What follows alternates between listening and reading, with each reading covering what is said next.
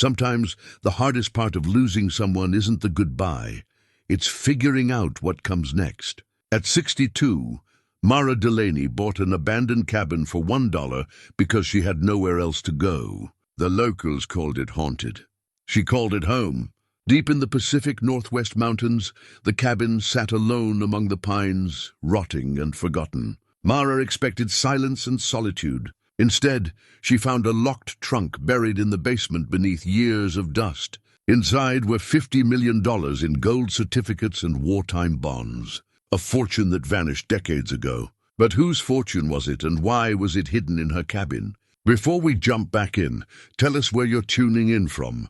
And if this story touches you, make sure you're subscribed, because tomorrow I've saved something extra special for you. The photograph sat on the dashboard of Mara's old Subaru for the entire drive north, 3 days from Sacramento to the mountains of Washington State.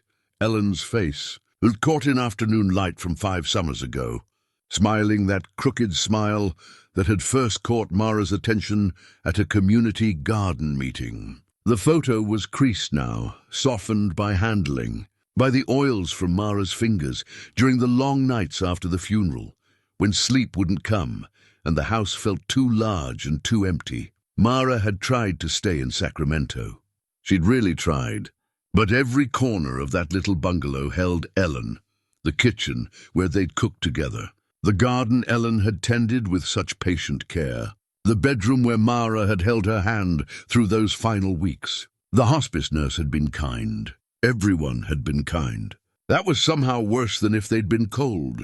Kindness required response, required gratitude, required Mara to keep showing up as a functional human being when all she wanted was to disappear.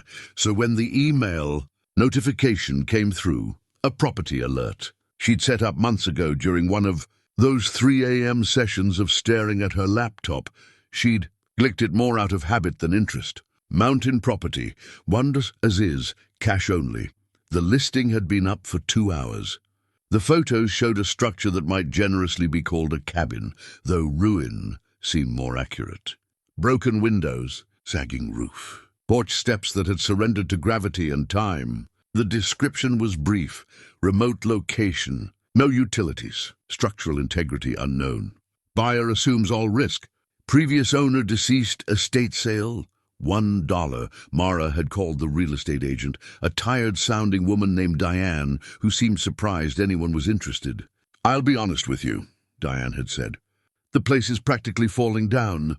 No road access in winter, 20 miles to the nearest town. The estate just wants it off their books." "I'll take it," Mara had said. There was a pause. "Don't you want to see it first?" "No." Another pause. "Okay then." The paperwork took 3 weeks.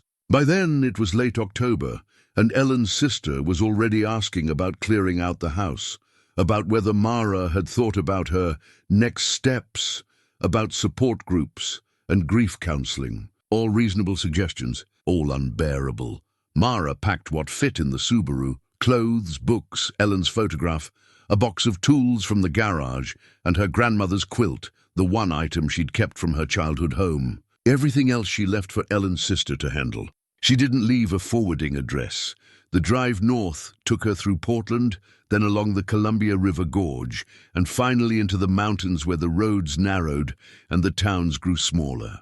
She stopped once in a place called Spruce Hollow, population 312, according to the sign, though Mara suspected that was optimistic. The hardware store occupied the ground floor of an old brick building on what passed for Main Street. A bell chimed when she pushed open the door.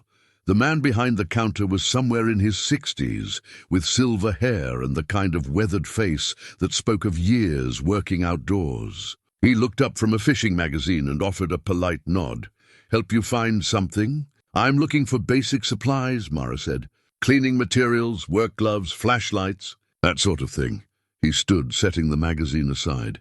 "New to the area? Just bought a place up in the mountains." His eyebrows rose slightly. "Is that right?" "Which property?" "Old cabin, about 20 miles northeast. Previous owner deceased." Something shifted in his expression, not quite disapproval, but close. "The Hayes place. I don't know the name. The listing just said "That's the Hayes place," he said with finality. He moved around the counter, walking toward the back shelves. "You're going to need more than cleaning supplies if you're planning to stay there." "I wasn't planning to stay long." He glanced back at her. "People say that. Then winter comes." Mara followed him through the narrow aisles. He pulled items from shelves with the efficiency of someone who'd done this many times. Contractor bags, industrial cleaner, work gloves, batteries, 2 high-powered flashlights, waterproof matches, and a kerosene lamp. "Phone service is spotty up there," he said, adding a hand-crank radio to the pile. "Weather can turn fast this time of year. I appreciate the help, but I'm really just looking for basics." He stopped and turned to face her fully. "Ma'am, I don't know what brought you up here, and it's not my business, but that cabin has been empty for 30 years. Before that, old Margaret Hayes lived there alone for another 20. Place is going to be in rough shape. You're going to need supplies, and you're going to need someone who can show you where the well is, how to work the generator if it still works, and which parts of that structure are safe to walk on." Mara felt something tighten in her chest, the old defensiveness, the desire to say she could handle things herself, that she'd been handling things herself for most of her 62 years. But she was tired. "So tired." "All right," she said quietly. He nodded, satisfied. "Name's George Calloway. I'll run these up to you tomorrow morning. Give you a chance to get settled tonight, see what you're dealing with. I can pay you for the delivery." "Won't be necessary. It's on my way. It wasn't on anyone's way." Mara knew that, but she also knew the tone in his voice, the kind that meant argument was pointless. She paid for the supplies and left, driving the final stretch as afternoon faded into evening. The road turned from pavement to gravel to dirt, climbing higher into the mountains where Douglas fir and western red cedar pressed close on both sides. The GPS on her phone lost signal, but the directions from the real estate agent were simple enough. Follow the logging road until it ends. When the Subaru finally came to a stop, Mara sat for a long moment, engine ticking as it cooled. Looking at what she'd bought for $1, the cabin was worse than the photos suggested. It hunched against the hillside like something wounded. Its roof dipped in the middle, its walls stained dark with moisture and age. The windows were either broken or so covered in grime that no light passed through them. The front porch, listed at an angle that suggested the foundation beneath, had given up years ago. Behind the cabin, the forest rose up steep and dark. In front, there was a small clearing overgrown with waist-high grass and blackberry brambles gone wild. Mara got out of the car. The silence was absolute. No traffic sounds, no voices, not even bird song at this hour. Just the whisper of wind through the pines and the distant sound of water running somewhere down the slope. She approached the front door carefully, testing each step before putting her weight on it. The door wasn't locked. The knob turned with a grinding sound of rust on rust, and the door swung inward. Scraping against the warped floorboards, the smell hit her first. Decay and dampness and something else, something organic and ancient. She clicked on one of her flashlights, sweeping the beam across the interior. One large room served as the main living space. A cast-iron stove squatted in the corner, its pipe disappearing up into the ceiling. The walls were bare wood, water-stained and buckled in places. Cobwebs draped everything like abandoned curtains. A wooden table with 2 chairs sat near the stove. Against the far wall, a narrow doorway led to what must be a bedroom. Another door, this one set into the floor, marked the entrance to the basement. Mara moved through the space slowly, her footsteps echoing. In the bedroom, she found an iron bed frame, its mattress long ago claimed by mice and rot. A small dresser with 3 drawers, all empty. A window overlooking the back of the property where the forest pressed close. She returned to the main room and stood there, flashlight beam cutting through the darkness. This was it. This was what came next. A collapsing cabin in the middle of nowhere, bought for $1 by a woman who no longer knew what to do with herself. Ellen would have laughed. Not cruelly. Ellen never laughed cruelly, but with that particular mixture of affection and exasperation she'd reserved for Mara's more impulsive decisions. "What are you going to do with a falling-down cabin in the mountains?" She would have asked. "I don't know," Mara said aloud, her voice strange in the empty space. "I don't know." She went back out to the car and retrieved her sleeping bag, a pillow, and the battery-powered lantern she'd bought in Portland. She cleared a space on the floor near the stove, sweeping away the worst of the debris with her boot. She spread out the sleeping bag, placed the lantern beside it, and sat down with her back against the wall. Through the broken window, she could see stars beginning to emerge in the darkening sky, more stars than she'd seen in years, sharp and cold and impossibly distant. She pulled out Ellen's photograph, holding it in the lantern light. "I made it," she whispered. "I don't know if this was the right choice, but I made it." The cabin creaked around her, settling into the night. Somewhere in the walls, something small and alive skittered past. The wind picked up, rushing through the pines with a sound like the ocean. Mara closed her eyes. For the first time in 6 months, she felt the tight knot in her chest loosen just slightly. Not peace, not yet, but perhaps the beginning of it. Perhaps the space where peace might eventually grow. She fell asleep, sitting, up Ellen's photograph still in her hand, while outside the cabin, the mountains kept their ancient watch, and the stars wheeled slowly overhead in their eternal patterns, indifferent to human grief, indifferent to human hope, present nonetheless. In their cold and patient way, George arrived the next morning as promised, his truck rumbling up the logging road just after 9. Mara had been awake since dawn, exploring the property in daylight. The cabin looked even worse when you could see it clearly. Shingles missing. From the roof, foundation stones shifted and cracked, the entire structure leaning slightly to the east, as if preparing to slide down the mountain. "Coffee?" George asked, holding up a thermos as he climbed out of the truck. "Please." They sat on the tailgate while he poured 2 cups and talked her through the basics. The well was 50 yards behind the cabin, hand-pumped, probably still good if she primed it properly. The generator was in a shed she hadn't noticed yet, hidden behind overgrown brush. It might work, might not. The septic system was anyone's guess. "Margaret Hayes lived here," Mara asked, "until she died. Winter of 67. They found her in the spring when the snow melted." He sipped his coffee. "She kept to herself. People in town tried to check on her, but she didn't welcome visitors." "How long had she lived here? Moved in during the war? 44, maybe 45.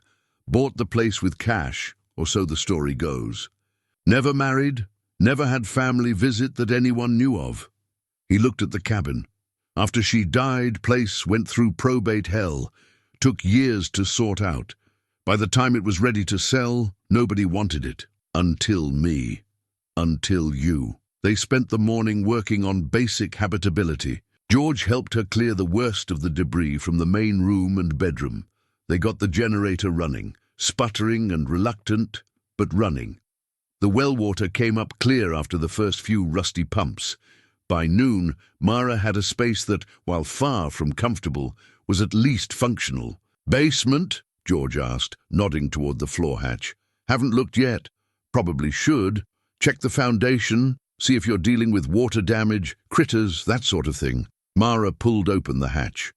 A wooden ladder descended into darkness, its rungs worn smooth by use. She aimed her flashlight down. The beam illuminated packed dirt floor, stone foundation walls, and the thick smell of earth and decay rising up to meet them. "Want company?" George asked. "I'll manage." She descended carefully, testing each rung. The basement was smaller than the cabin above, maybe 12 by 15 feet. The ceiling was low enough that she had to duck her head. The walls were old stone, fitted together with skill but no mortar, the kind of work that spoke of another era. Wooden support beams held up the floor above, several of them showing signs of rot. The flashlight beams swept across the space. Old crates in one corner, their contents long ago claimed by moisture. A workbench against one wall, tools still hanging from nails above it, rusted into abstract shapes. Spiderwebs thick as curtains in the corners, and there, in the far corner where the foundation met the hillside, something that didn't fit the pattern of abandonment and decay, the floorboards directly above had rotted through, leaving a gap. But beneath them, instead of more dirt, Mara's light caught the edge of something solid, something deliberately placed. She crossed the basement, ducking under a low beam, and crouched down.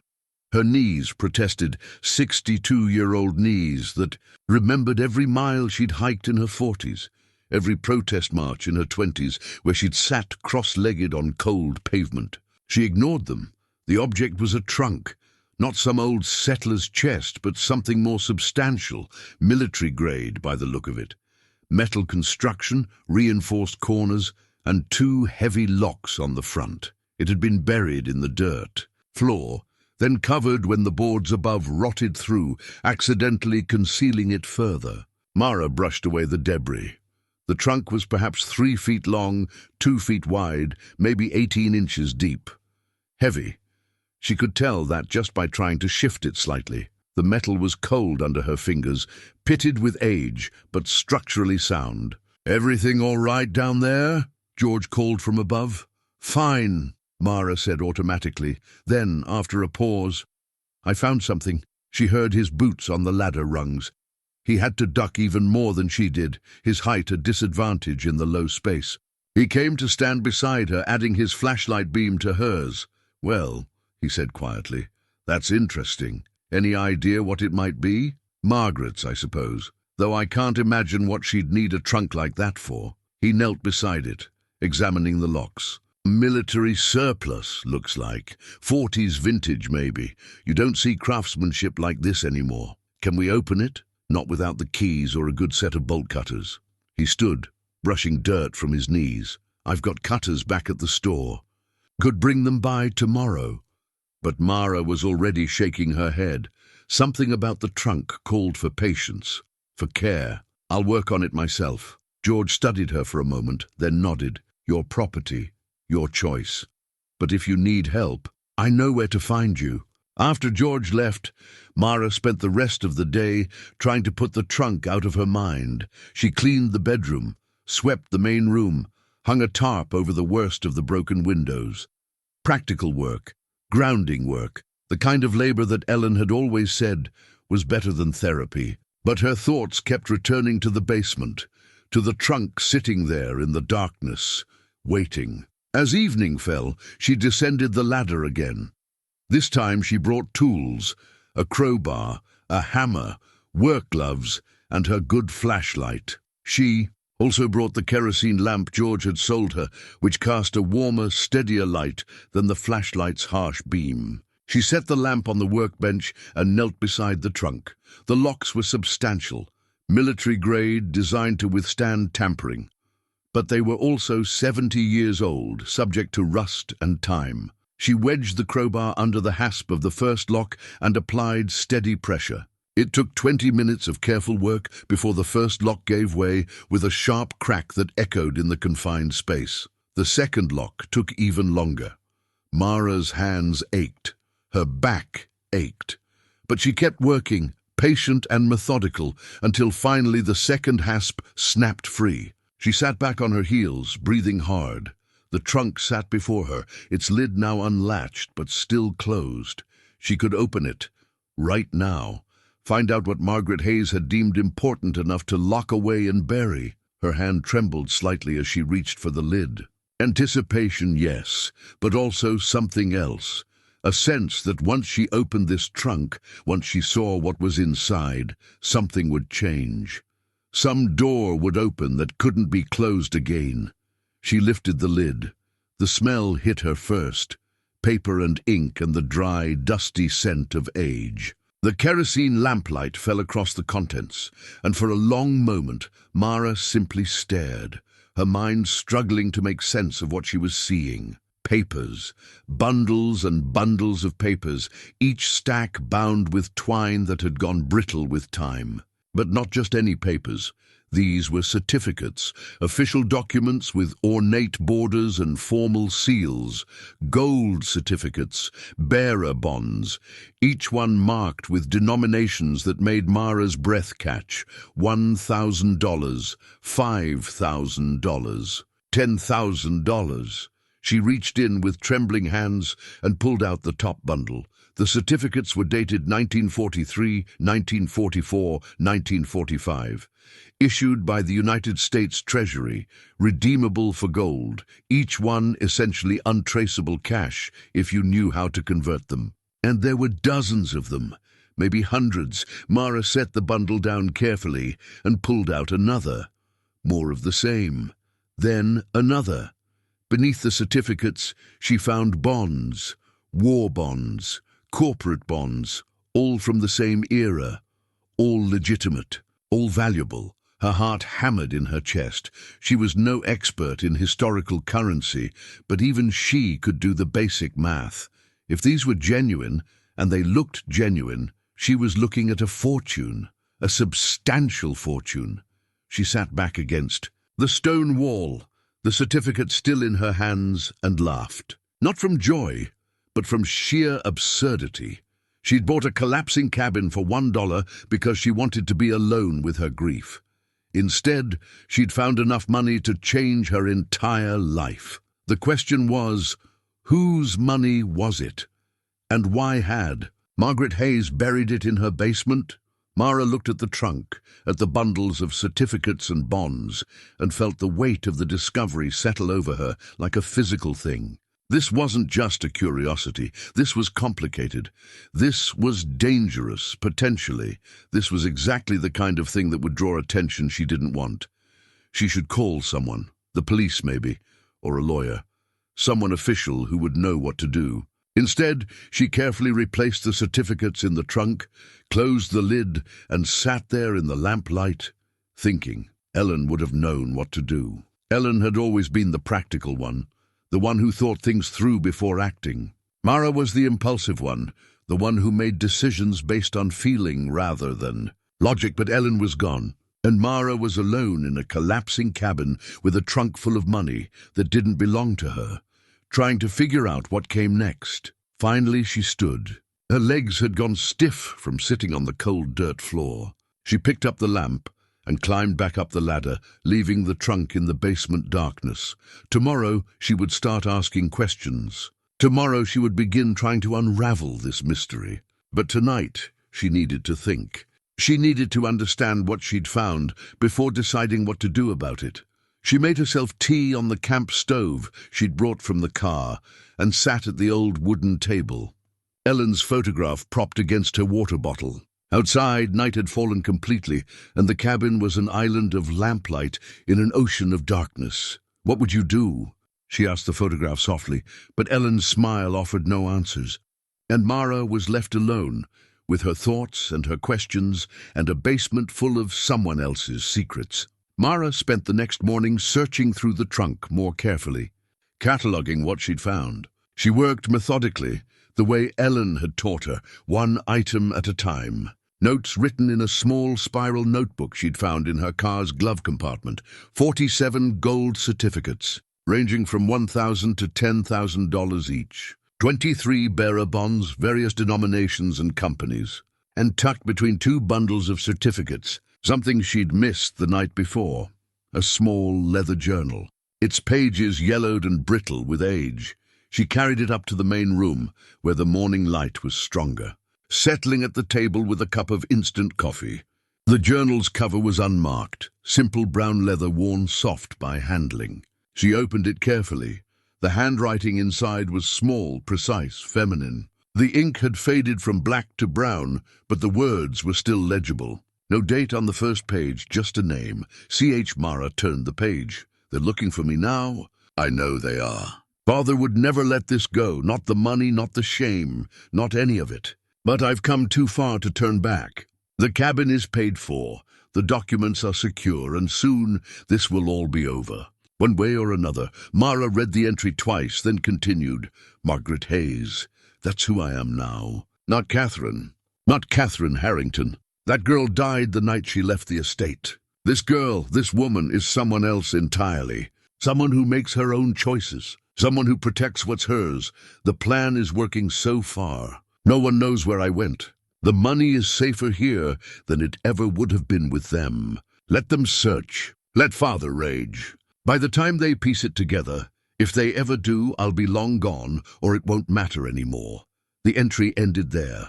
Mara flipped through more pages, finding scattered entries across several months. References to the family, to fear, to someone named James, who Catherine seemed to be protecting. But no clear narrative, no full explanation. Just fragments of a story written by someone who clearly believed she was being hunted, Catherine Harrington. The name meant nothing to Mara, but it was a starting point, a thread to pull. She spent the next 3 days trying to maintain some semblance of normalcy, while her mind churned with questions. She made basic repairs to the cabin. She established a routine: morning coffee, afternoon work, evening reading by lamplight. She told herself she was being cautious, that she needed to think before acting. The truth was simpler. She was afraid. Afraid of what she'd found.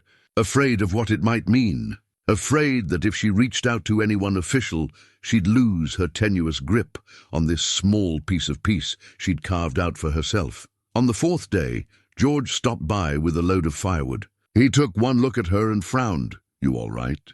"Fine. You look like you haven't slept." Mara managed to smile.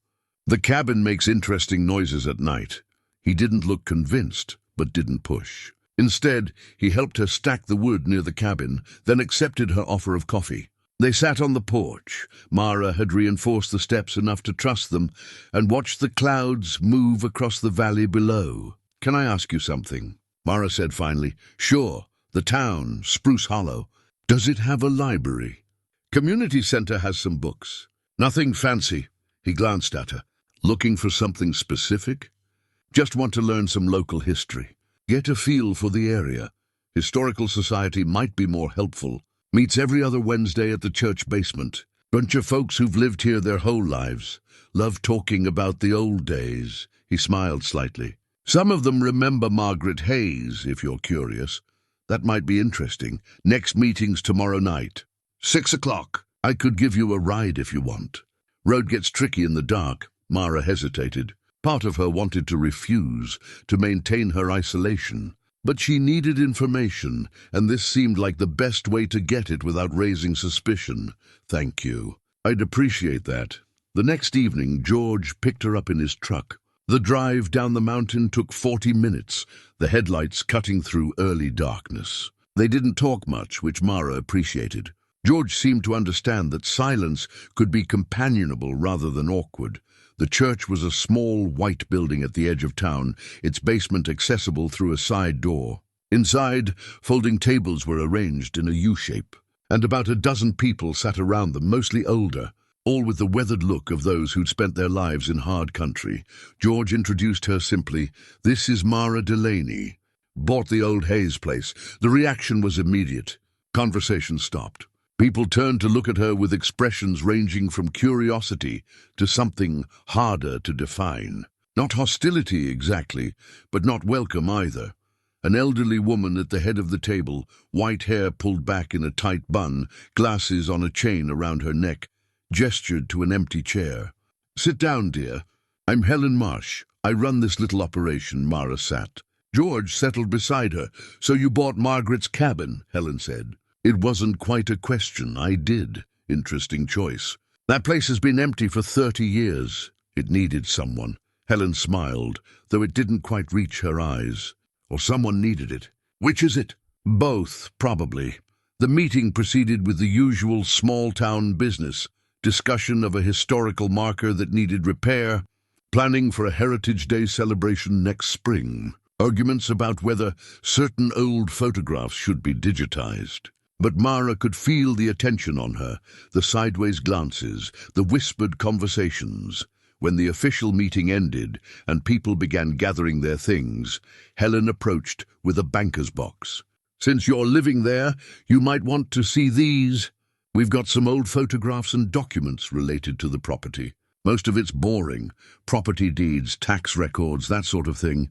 But there are a few photos of Margaret if you're interested. I am. Thank you. Helen set the box on the table in front of Mara. Margaret was a private person. Lived alone for 20-some years. Never caused trouble, never asked for help. When she died, it took months before anyone knew. The smell finally drew attention. She paused. She deserved better than that. Dying alone, I mean. Nobody deserves that. Mara thought of Ellen in the hospice bed, of holding her hand through those final hours. No, nobody does. Take your time with those. Helen patted her shoulder gently.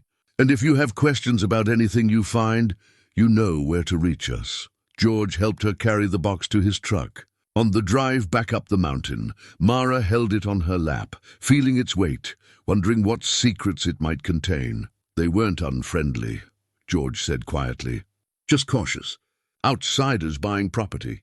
It doesn't happen often around here. And when it does, it usually means developers or people looking to flip land for profit. I'm not a developer. I know that. They'll figure it out too, given time.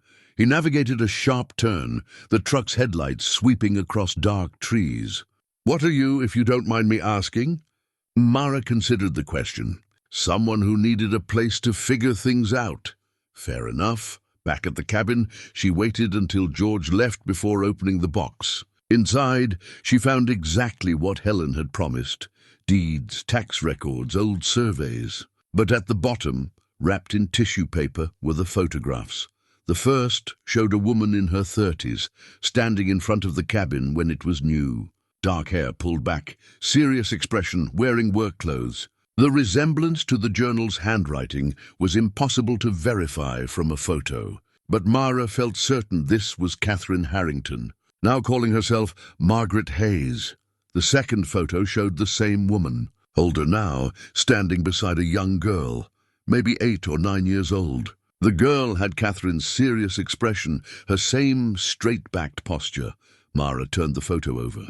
On the back, in faded pencil, Margaret and daughter 1952, daughter Catherine Harrington had a daughter. And if she had a daughter, then somewhere there might be descendants. People with a legitimate claim to whatever Catherine had hidden in that basement.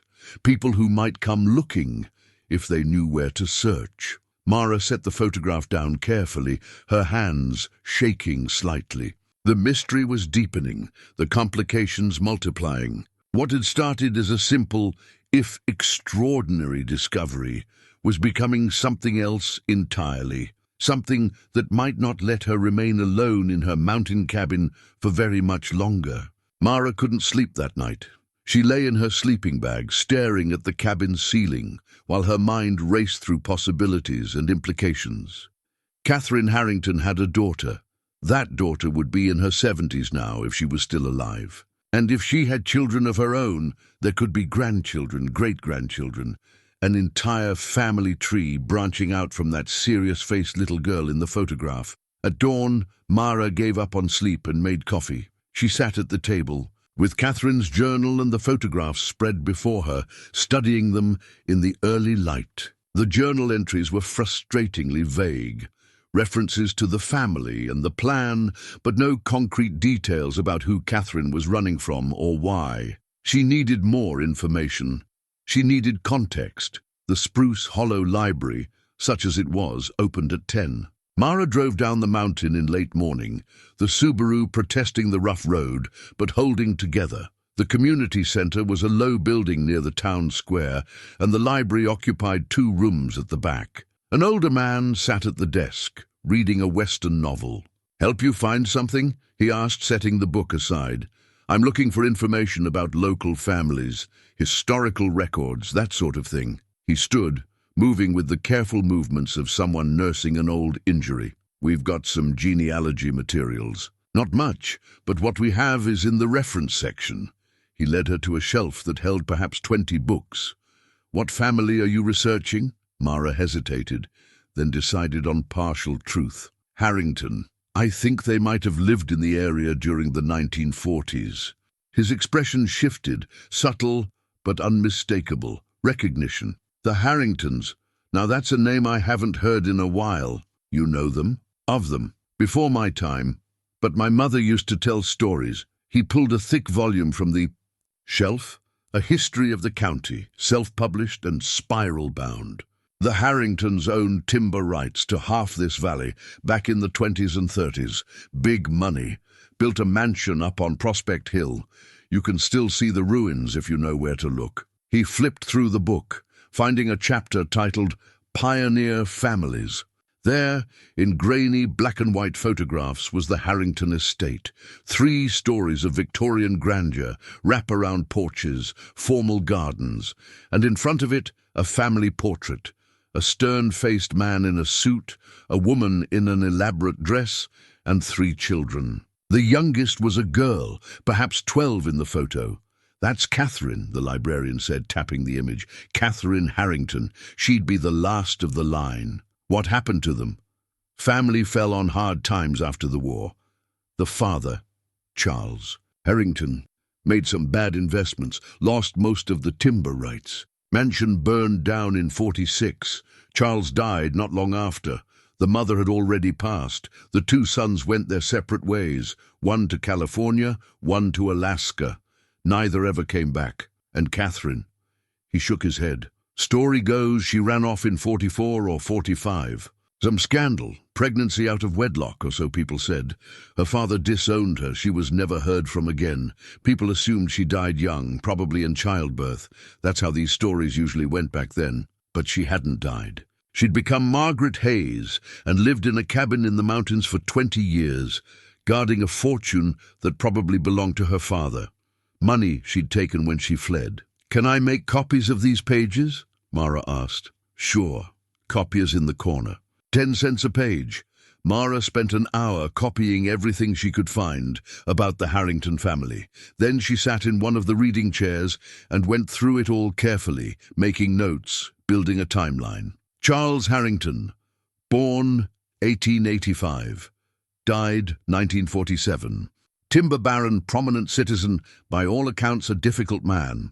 The Historical Society's notes used words like traditional and firm and uncompromising, the kind of coded language that suggested something harsher. Catherine Harrington, born 1922. Youngest child, only daughter. The records showed she attended private school in Seattle, returned home in 1942. Then nothing, just a gap in the record where a person should be. Mara pulled out her phone. The library had weak internet, but enough for basic searches. She typed in Catherine Harrington, Pacific Northwest 1944, and scrolled through results. Most were genealogy sites with dead ends. But one entry caught her attention, a digitized newspaper archive from Tacoma. The article was dated August 1944. Small piece buried on page 7. Local heiress missing, father offers reward. Catherine Harrington, 22, daughter of prominent businessman Charles Harrington, has been reported missing from the family estate. Mr. Harrington has offered a reward of $500 for information leading to her whereabouts. Miss Harrington was last seen on August 12th. Anyone with information should contact the county sheriff. Mara's hands trembled slightly as she read. There it was, confirmation that Catherine had run, that her father had searched for her. But the article said nothing about why she left or what she might have taken with her. She searched for follow-up articles but found nothing. Either Catherine was never found or the family stopped looking publicly. Back at the cabin that afternoon, Mara descended into the basement again. She opened the trunk and carefully lifted out the bundles of certificates and bonds, stacking them on the workbench. At the very bottom of the trunk, beneath where the money had been stored, she found something else, a leather-bound book, larger than the journal. She lifted it carefully. The leather was deteriorating, the binding loose. She carried it upstairs where the light was better. It was a family Bible, the kind that used to be common, with pages at the front for recording births, marriages, deaths. The Harrington family Bible. Mara opened it with trembling fingers. The genealogy pages were filled with names in various hands, spanning generations. She found Charles Harrington and his wife Elizabeth, their 3 children, Thomas, Robert, Catherine, and beneath Catherine's name, in different ink and a different hand, Catherine's own writing, Mara was certain. A single line, daughter, born March 3rd, 1945. Named Elizabeth Margaret, called Ellie, March 1945, 7 months after Catherine disappeared from the family estate. She'd been pregnant when she ran, had hidden herself away until the baby came. And then what?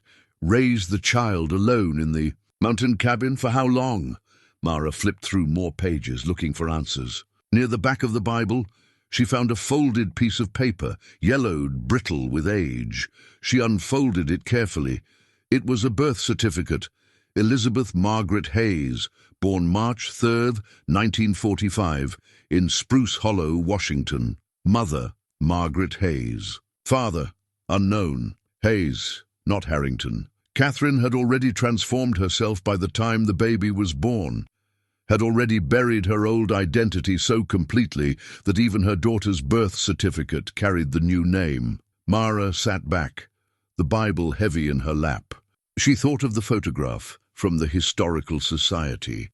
Margaret and her daughter, 1952. Catherine had kept the child with her for at least 7 years. But what happened after that? Where was Elizabeth now? The pieces were coming together, but the picture they formed raised more questions than it answered.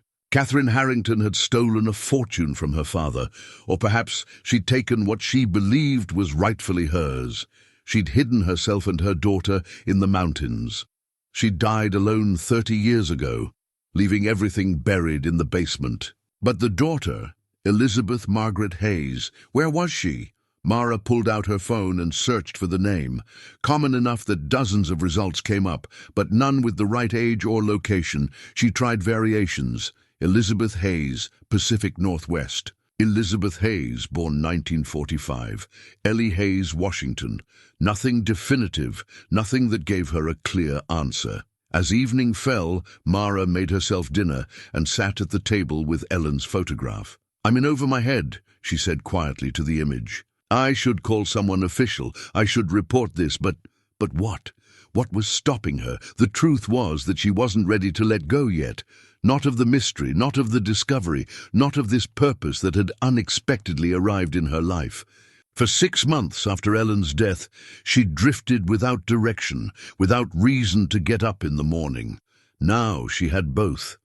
And she wasn't ready to give that up to lawyers and courts and bureaucrats who would take it all away and reduce it to paperwork and legal proceedings. She wanted to know the full story first. She wanted to understand what Catherine had done and why. She wanted to find Elizabeth, if Elizabeth was still alive, and hear her side of things. She wanted, Mara realized, to see this through to the end. Whatever that end might be. Outside, the wind picked up, rushing through the pines with that sound like the ocean. Mara closed the Bible carefully and set it aside, then turned off the lamp and sat in darkness, listening to the cabin settle around.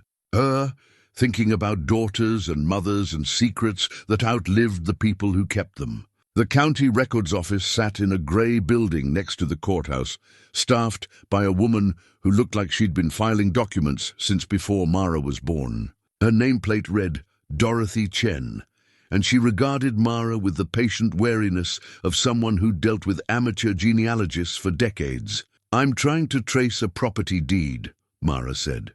"From 1944. Dorothy sighed the sigh of the perpetually understaffed. "Property address?"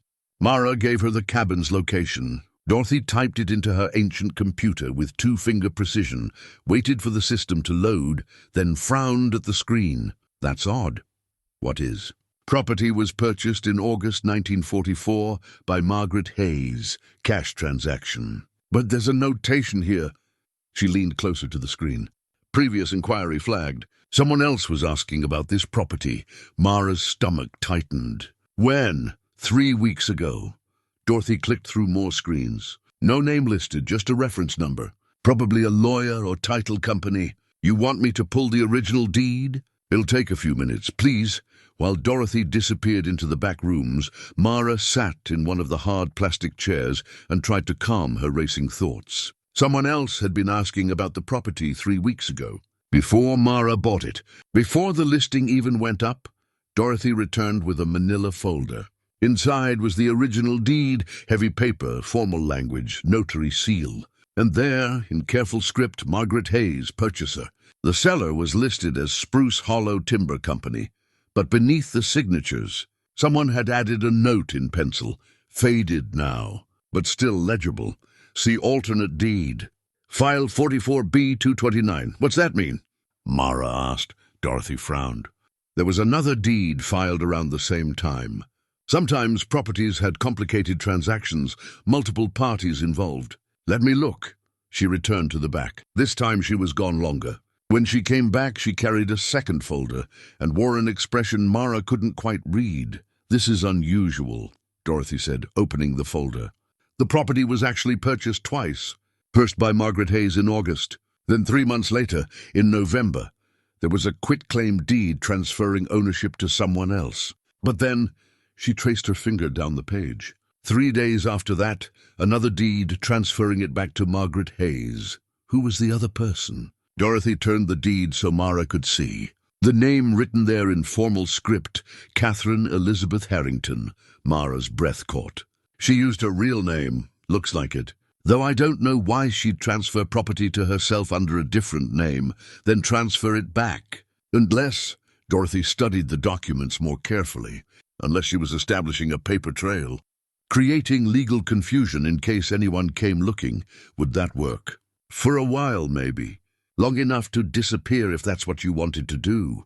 Dorothy looked at Mara over her reading glasses. What's your interest in all this? I bought the property. Trying to understand its history. And you found something, didn't you? In the cabin. It wasn't quite a question. Mara considered lying, then decided Dorothy had already figured out more than Mara was comfortable with. I found some old documents. I'm trying to figure out who they belong to. Dorothy nodded slowly. Be careful. When people go to the trouble of hiding their identity like Catherine Harrington did, there's usually a reason. And that reason probably involved people who'd be interested in what she left behind. The person who inquired 3 weeks ago, is there any way to find out who they were? Not without a court order. Dorothy closed the folders. But I'll tell you what I tell everyone who comes in here digging through old records. This is a small county. People talk. If you've been asking questions, then other people know you've been asking questions. And if there's something valuable involved, well, she shrugged. Just be careful. Mara left the records office with photocopies of the deeds and a growing sense of unease. Someone had been looking into the property before she bought it. Someone who might now know she was living there. Someone who might come asking about what she'd found. She drove back towards Spruce Hollow, but instead of turning up the mountain road to the cabin, she pulled into the parking lot of George's hardware store. The bell chimed as she entered. George looked up from behind the counter, setting aside the inventory clipboard he'd been working on. Mara, everything all right? Can we talk? Privately? His expression shifted to concern. He called to someone in the back, a teenage boy who emerged wearing a store apron, then led Mara to a small office behind the counter. The space was cluttered with invoices and catalogs, a desk buried under paperwork. What's wrong? George asked, closing the door. Mara sat down heavily. The weight of the secret had been growing heavier each day, and Dorothy's warning had pushed her past the point where she could carry it alone. I need to tell you something. And I need your advice. All right, she told him. Not everything. She held back some details, some of the deeper implications. But she told him about the trunk, about the money, about Catherine Harrington and her daughter. George listened without interrupting, his expression carefully neutral. When she finished, he was quiet for a long moment. Then he leaned back in his chair, which creaked under his weight. That's quite a discovery. I don't know what to do with it. What do you want to do with it?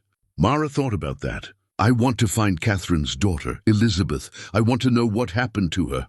If she's alive, the money should be hers. If she's not, she shook her head. I don't know. But I feel like I need to understand the whole story before I make any decisions. And if finding Elizabeth means revealing what you found, means losing your privacy up there. I know, Mara rubbed her face tiredly. But it's not my money, George. It never was. And keeping it hidden, that feels wrong. Like I'm complicit in something. He nodded slowly. For what it's worth, I think you're making the right choice. Though it's not going to be easy. Nothing worthwhile ever is. Ellen used to say that. She sounds like she was a wise woman. She was. Mara stood. Thank you for listening, for not thinking I'm crazy. Oh, I think you might be a little crazy, but the good kind. He smiled slightly. You need help with any of this, research, phone calls, whatever, you let me know. That evening, Mara sat at the cabin table with her laptop, using her phone as a hotspot for internet. The connection was weak but functional. She'd been searching for hours, following thread after thread through genealogy sites and public records. Finally, near midnight, she found something, an obituary from Sacramento, California. Published in 1998, Elizabeth Margaret Delaney, 53, passed away after a long battle with cancer. She is survived by her daughter, Rachel, her granddaughter, Mara, and Mara stopped reading, stared at the screen. Read the name again. Elizabeth Margaret Delaney. Delaney, her grandmother's name, had been Elizabeth. Her grandmother's middle name had been Margaret. Her grandmother, who died when Mara was 12, who never talked about her childhood, who always changed the subject when anyone asked about her parents. Mara's hands shook as she scrolled up to the top of the obituary, checking the dates. Born March 3, 1945, the same date as on the birth certificate she'd found in the Bible, her grandmother. Catherine Harrington's daughter was Mara's grandmother, which meant Catherine Harrington was her great-grandmother, which meant the fortune in the basement, legally, morally, by any standard that mattered, belonged to Mara. She closed the laptop slowly, her mind reeling. All this time, she'd been searching for Catherine's heir, never imagining she was looking for herself. The cabin she'd bought for $1, the secrets buried in the basement, the journal entries about running from the family, all of it connected to her own bloodline. She stood and walked to the window, looking out at the darkness of the forest. Somewhere out there, her great-grandmother had hidden herself away, had raised a daughter alone, had protected a fortune with her silence and her secrets. And now that fortune, that legacy, that entire complicated history had fallen into Mara's hands by pure chance, or perhaps not chance at all. Perhaps this was exactly where it was always meant to end up. She pulled out Ellen's photograph, holding it in the lamplight. "I'm Catherine's great-granddaughter," she whispered. "This is my inheritance. But what do I do with it?" Ellen's smile offered no answers. But for the first time since the discovery, Mara felt something shift inside her. Not certainty, exactly, but purpose. A sense that maybe she hadn't bought this cabin by accident. Maybe she'd come home to something she never knew she'd lost. Mara didn't sleep that night. She sat at the table with the family Bible open in front of her, tracing the names with her finger. Catherine Elizabeth Harrington, born 1922. Elizabeth Margaret Hayes, born 1945. Rachel Ann Delaney, born 1970, Mara's mother. And finally, Mara Frances Delaney, born 1963. 4 generations of women connected by blood and secrets. And now at 62, Mara was the last of the line. No children of her own. No one to pass the story to when she was gone. The thought should have made her sad, but instead she felt something else. Responsibility. She was the end of this particular thread, which meant she was the one who had to decide what it all meant. What to do with Catherine's legacy. How to honor what her great-grandmother had protected for so long. At dawn, she called her daughter Rachel. They hadn't spoken in 3 months, not since the argument after Ellen's funeral. Rachel had wanted Mara to move closer to her in Portland, to not be alone. Mara had wanted to be left alone. They'd said things they couldn't take back. The silence since had been easier than reconciliation. The phone rang 4 times before Rachel answered, her voice thick with sleep. "Mom, it's 6 in the morning. I know. I'm sorry. But I need to talk to you about something important." A pause. Mara heard rustling, Rachel sitting up probably. "Are you okay? Are you sick?" "I'm fine. How to explain this?" "I found something. About our family. About Grandma Elizabeth." Another pause, longer this time. "What kind of something?" "Can you come up here? To where I'm staying?" "It's easier to explain in person, Mom. I can't just drop everything." I have work, Please, Rachel, this is important. More important than you can imagine. Rachel sighed. Where are you exactly? Mara gave her the address, such as it was, and directions. Rachel promised to come up that weekend, 3 days away. The conversation was brief, awkward, filled with all the things they weren't saying. But it was a start. The next morning, George stopped by with supplies. He found Mara in the basement, photographing the contents of the trunk with her phone. Documentation? He asked from the ladder. Evidence. In case I need to prove where everything came from. She looked up at him. I found out something. But Catherine's daughter, yeah? She was my grandmother. George came down the ladder carefully. Your grandmother, Elizabeth Margaret Hayes, became Elizabeth Delaney when she married. She died in 1998. I knew her when I was young, but she never talked about her mother. Never mentioned any of this. Mara gestured at the trunk. She must have known, though. Must have known what Catherine left behind, but never came back for it. Maybe she didn't know where it was. Or maybe Mara thought about her grandmother, who she remembered as quiet and careful, someone who never drew attention to herself. Maybe she was afraid of who might come looking if she claimed it. George knelt beside the trunk, examining the certificates. These are worth a fortune. You know that, right? Even accounting for inflation, legal complications, all of it. We're talking millions. 50 million, according to the estimates I found online. He whistled low. That changes things, does it? Doesn't it? Mara sat back against the stone wall. I don't know. I bought this cabin because I didn't know what else to do with my life. I wasn't looking for money. I wasn't looking for anything except peace and quiet. And now, she laughed without humor, now I have $50 million and more complications than I can handle. You could walk away. Report it to the authorities, let them sort it out. Except it's mine. Legally mine if I can prove the family connection. Which means I have to decide what to do with it. She looked at the certificates, at the careful way Catherine had bundled and preserved them. She went to so much trouble to protect this, to keep it safe for her daughter. It feels wrong to just hand it over to lawyers and accountants and let them reduce it to numbers in a ledger. So what do you want to do? I don't know yet. But I want to understand why she did it first. Why she ran. Why she hid. What happened between her and her father that was bad enough to make her disappear completely? George was quiet for a moment. You said someone else was asking about this property. Before you bought it. 3 weeks before, according to the county records. That means there are other Harrington descendants out there. Other people who might know about this money. Who might have been looking for it. The implication hung in the air between them. Mara nodded slowly. I thought about that. Catherine had 2 brothers. They both left the area after their father died, but they probably had families of their own.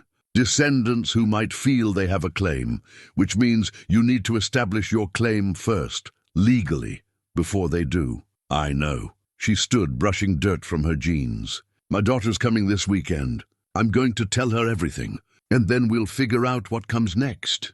After George left, Mara returned to Catherine's journal.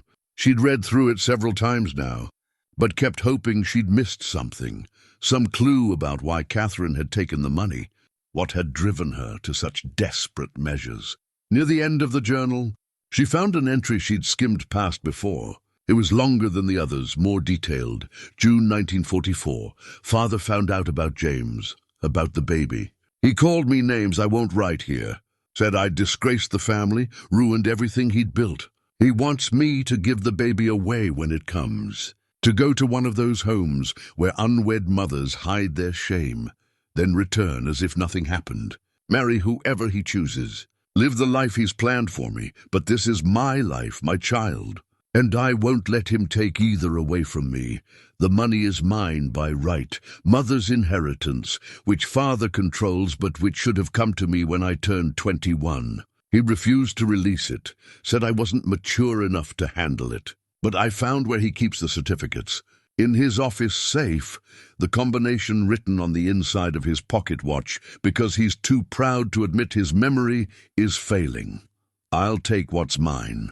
I'll disappear, and I'll raise my daughter somewhere he'll never find us. Somewhere we can be free. Mara set the journal down carefully. So it hadn't been theft, not really.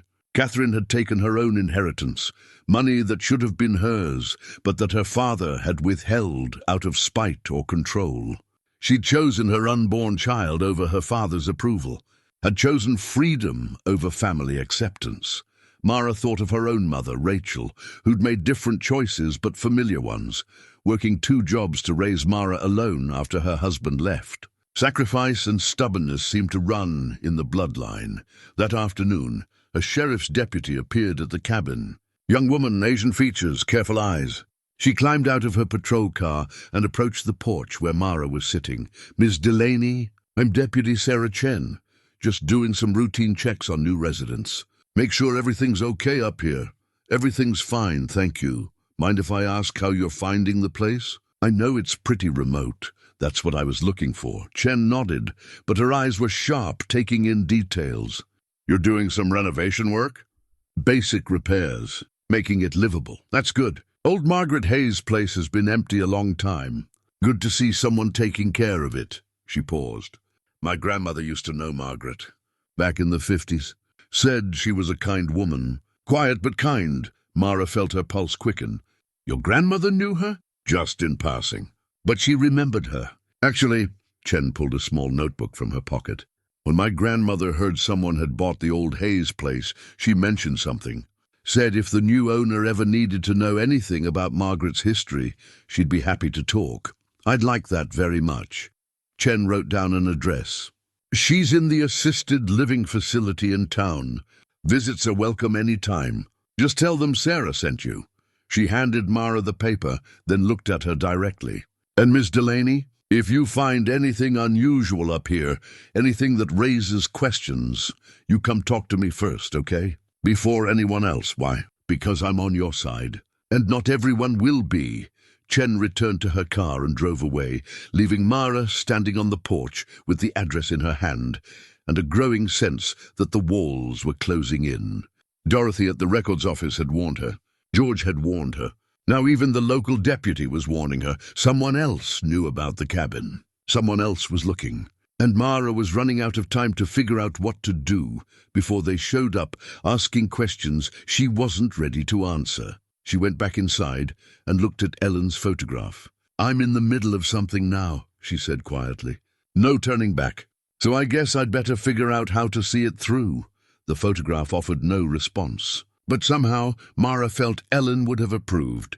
Ellen had never been one to walk away from complications. She'd always believed in facing things head-on, in doing what was right, even when it was hard. Mara would try to do the same. For Ellen, for Catherine, for all the women in her family who'd made difficult choices and lived with the consequences. The man arrived on Thursday afternoon, 2 days before Rachel was scheduled to visit. Mara was outside splitting firewood, a task that gave her hands something to do while her mind churned through problems. When she heard the car engine, she straightened, wiping sweat from her forehead, and watched a black sedan navigate the rutted logging road.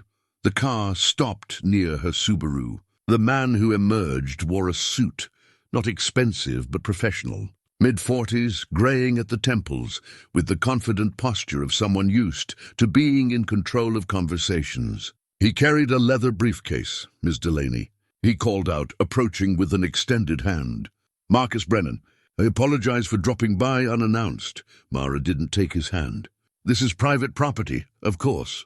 I tried calling, but there's no phone listing for this address." His smile was practiced, meant to be disarming. "I'm a private investigator hired by a firm in Seattle. I'm hoping you might have a few minutes to discuss the property you purchased. What about it? May we talk inside? It's rather complicated, and I think you'll want to hear what I have to say." Every instinct told Mara to refuse, to send him away. But curiosity and the need to know what he knew won out. She gestured toward the cabin. 5 minutes.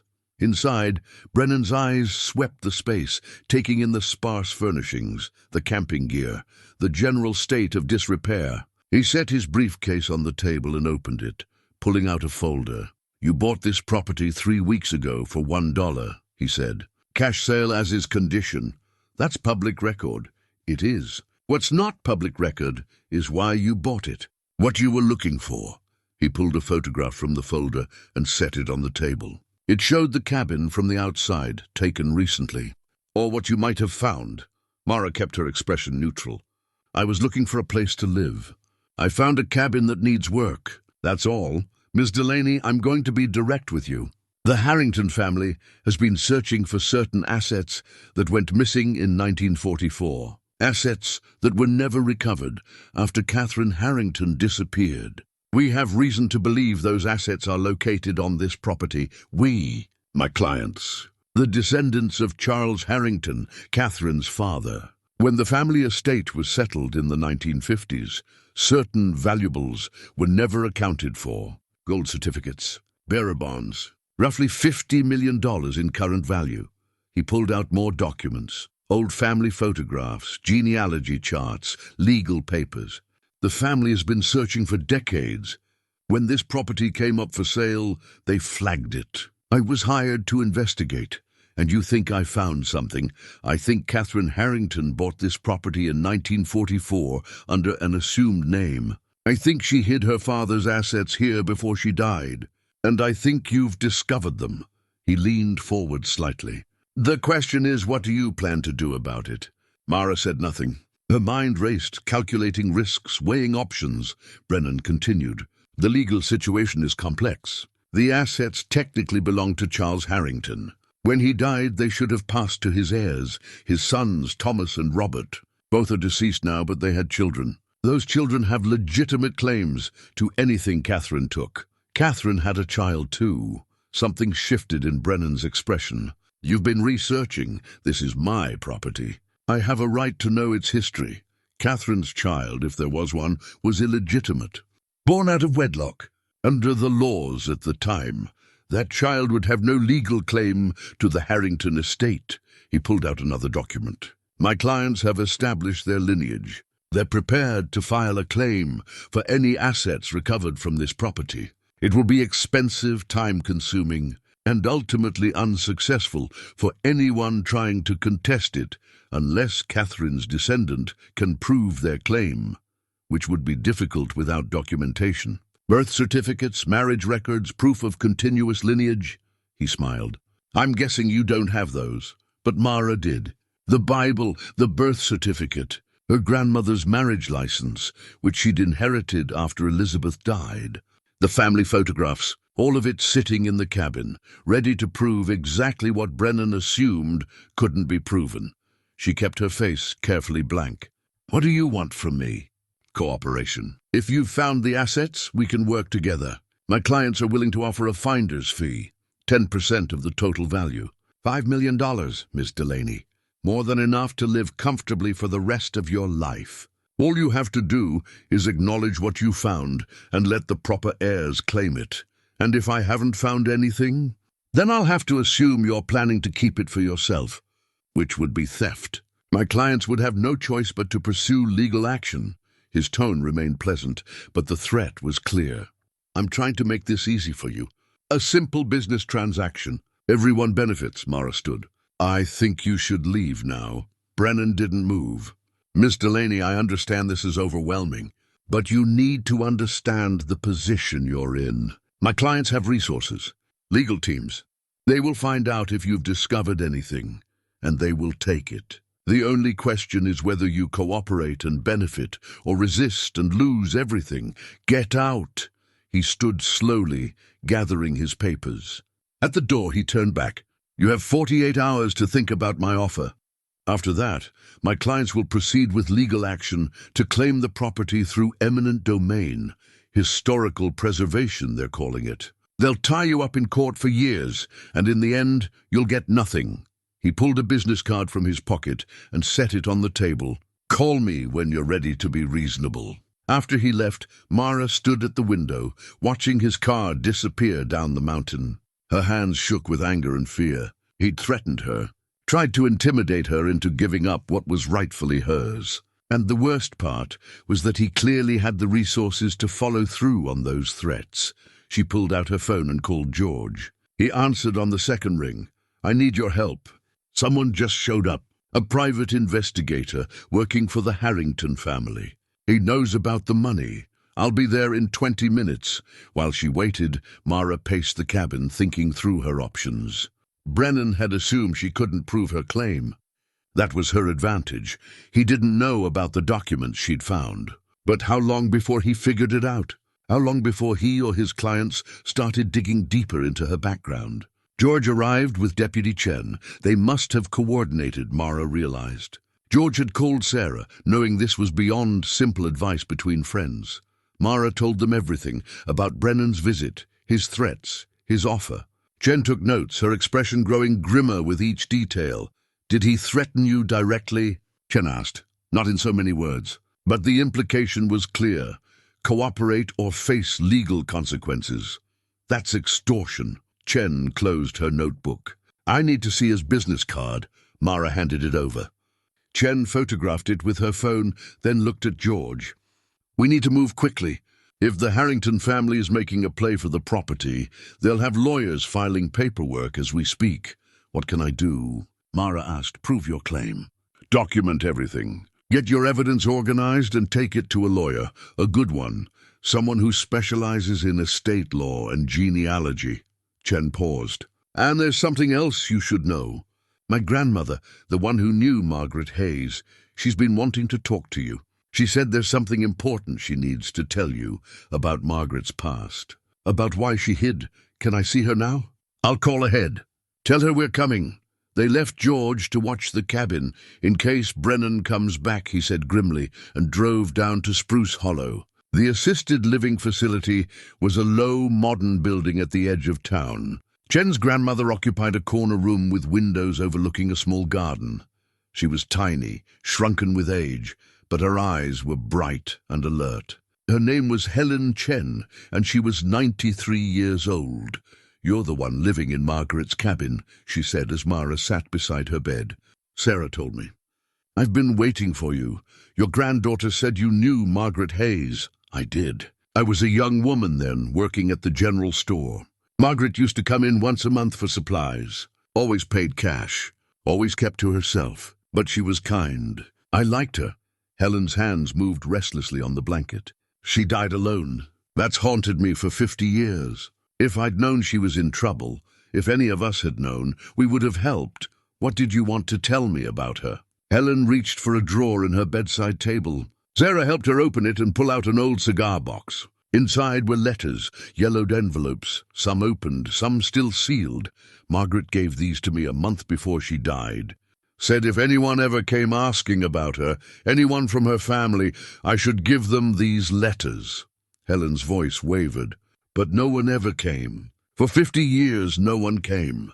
Until now," she handed the box to Mara. "These are yours now. She would have wanted you to have them. You're her blood. I can see it in your face. The same eyes. The same stubborn set to your jaw." Mara opened the top envelope with trembling fingers. Inside was a letter in Catherine's handwriting, dated January 1967, 2 months before she died. "To whoever finds this, if you're reading these words, then I am gone, and you have found what I left behind. I pray that you are my daughter Elizabeth or her children. I pray that you will understand why I did what I did. The money in the trunk was mine by right, my mother's inheritance, which should have been given to me when I came of age. My father refused to release it, using it instead to control me, to force me into the life he wanted for me. When I became pregnant with Elizabeth, when I refused to give her up, he threatened to have me institutionalized, to take my baby and give her away. So I took what was mine. I took my inheritance, and I ran. And I built a life here, free from his control, free from his cruelty. I raised my daughter in peace.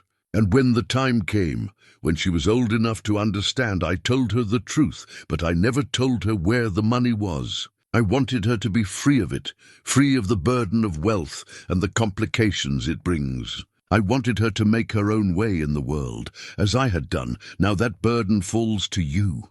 Use it wisely. Use it well. And know that every sacrifice I made, every choice I took was for love. For my daughter, for the freedom to live life on my own terms, with hope for your future." Catherine Elizabeth Harrington. Hayes Mara looked up, tears streaming down her face. "My grandmother knew. She knew about the money all along, and she never came back for it, Sarah said softly. She let it stay buried, honored her mother's choice, which meant the decision now fell to Mara. Not just what to do with the money, but how to honor the legacy of two women who'd chosen freedom over fortune, integrity over easy wealth. Outside the window, the sun was setting over the mountains, and somewhere out there, Marcus Brennan and his clients were preparing their legal assault, confident they would win. But they didn't know what Mara knew now. They didn't know about the letters, the documents, the proof of her claim. They didn't know that Catherine had wanted this, wanted her descendants to find the truth, to understand why she'd done what she'd done. Mara wiped her eyes and stood. I need a lawyer, the best estate lawyer in the state. Can you help me find one? Sarah Chen smiled. Already on it. I made some calls this morning. There's a woman in Seattle, Miranda Cross. She specializes in complicated inheritance cases. She said she'll see you tomorrow. Tomorrow's Friday. My daughter's coming. Bring her.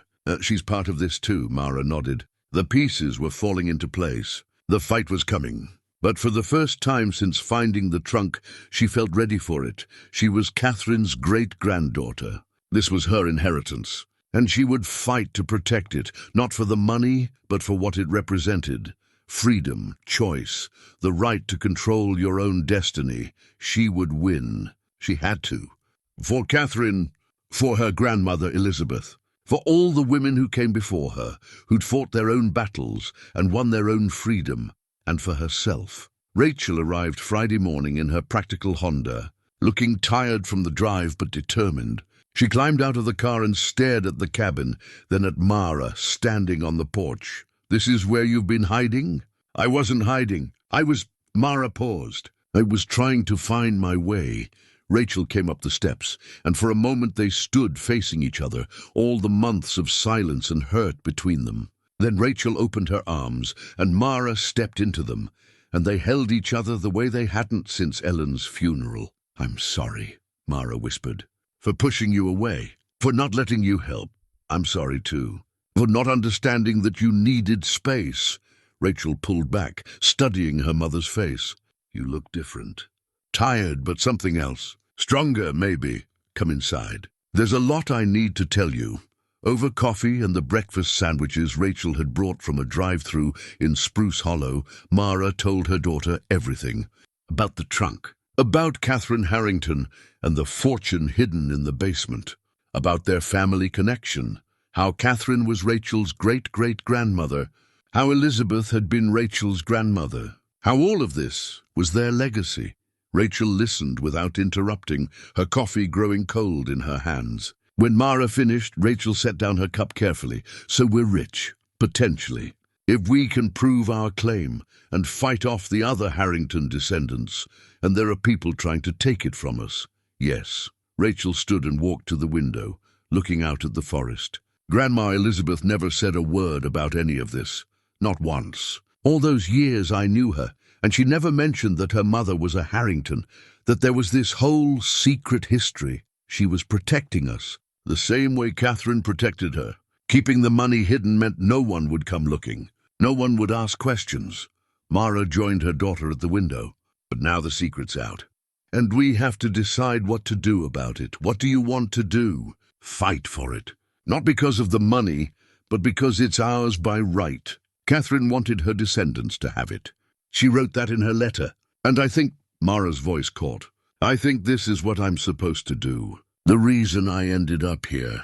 To finally claim what Catherine fought so hard to protect. Rachel turned to face her mother.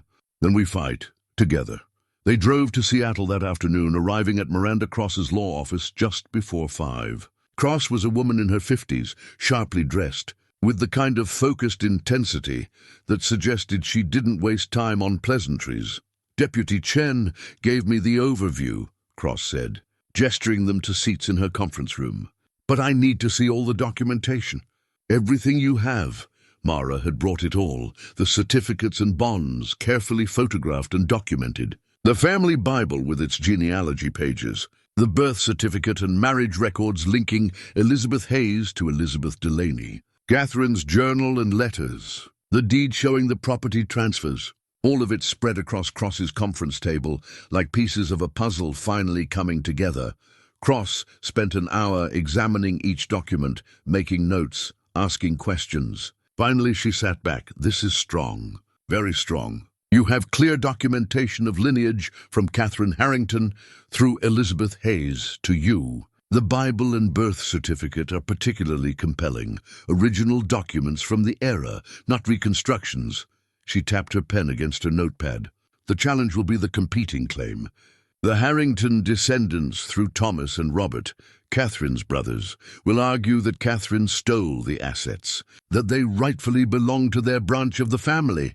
But the money was Catherine's, Mara said. Her mother's inheritance. Can you prove that? Mara hesitated. Catherine wrote it in her journal. And in her final letters.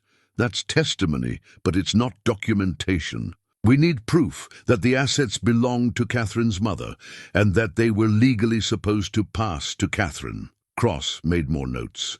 I'll need to research the Harrington estate records. See what I can find about the mother's will, about how the money was originally allocated. How long will that take? Days, maybe a week if I have to dig through archives. Cross looked at them directly. But here's what you need to understand. Even with solid documentation, this will be a fight. The other side has resources. They've been searching for this money for decades. They're not going to walk away just because you have a good case. What do you recommend? Rachel asked. We file first. Establish your claim legally before they do. I'll draw up a petition for declaratory judgment, essentially asking the court to recognize your right to the assets based on your lineage and the documentation we have. Once that's filed, the other side will have to respond. It becomes a legal proceeding, not just threats and intimidation. How much will this cost? Mara asked quietly. Cross quoted a retainer that made Mara's stomach clench. She didn't have that kind of money. She'd spent almost everything she had buying supplies for the cabin, keeping her car running, surviving these past few months. Rachel reached over and squeezed her mother's hand. I've got it. I have savings. We'll make this work. I can't ask you to. You're not asking. I'm offering. Rachel looked at Cross. File the papers. Do whatever you need to do. We're not letting them take this from us. Cross smiled slightly, the first real warmth she'd shown. I like clients who are willing to fight. Give me the weekend to draft the petition. We'll file first thing Monday morning. They drove back to the cabin in darkness, Rachel navigating the mountain roads with the careful attention of someone unused to such terrain. At the cabin, George had left firewood stacked on the porch and a note saying he'd checked on the place every few hours. No sign of Brennan or anyone else. That night, mother and daughter sat at the old wooden table, the kerosene lamp casting warm light across the space. Mara made tea on her camp stove, while Rachel examined the cabin with a mixture of horror and fascination. You're actually living here. It's not so bad once you get used to it. Mom, there's no running water, no electricity except that generator, no heat except that ancient stove. I know. Mara set down 2 cups of tea. But it's peaceful. And it's mine, or it will be once all this is settled. Rachel wrapped her hands around the warm cup. Tell me about Ellen, about how you're doing. Really doing, so Mara did. She talked about the grief, about how the house in Sacramento had become unbearable, about the months of aimless drifting, the nights of staring at the ceiling, the mornings of not knowing why she should bother getting out of bed. I wasn't suicidal, she said carefully, but I wasn't really living either. I was just existing, going through motions. And then I saw the listing for this cabin, and something just clicked. Like maybe I could start over. Maybe I could find a reason to keep going. And have you found a reason? Mara thought about that. I think so. This whole thing with Catherine, it's given me purpose. A problem to solve. Something that matters. She looked at her daughter. And it brought you back. That matters too. Rachel's eyes glistened. I missed you, Mom. Even when I was angry at you, I missed you. I missed you too. They talked late into the night, rebuilding the bridge between them one conversation at a time. Rachel told her about work, about the guy she'd been seeing, about her plans to maybe go back to school. Mara told her about George, about Deputy Chen and her grandmother Helen, about the strange community she was building in this remote place. "You seem happy," Rachel said finally. "Despite everything, the legal fight, the uncertainty, you seem more like yourself than you have in months. I feel more like myself. More like the person I was before," she gestured vaguely. "Before everything got so heavy." Saturday morning, they worked together on the cabin. Rachel proved surprisingly handy with tools, helping Mara reinforce the porch steps and patch the worst of the roof leaks. George stopped by with more supplies and stayed to help. By evening, the cabin was starting to look less like a ruin and more like a home. That night, Rachel made dinner on the camp stove. Nothing fancy, just pasta and sauce from jars. But it was the first real meal Mara had shared with someone since Ellen died. They ate by lamplight, and Mara felt something shift inside her. Not healing, not quite that, but the beginning of it.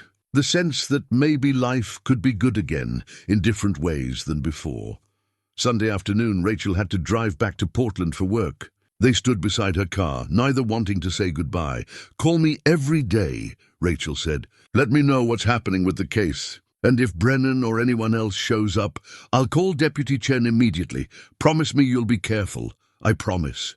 Rachel hugged her tightly. "I love you, Mom. We're going to win this."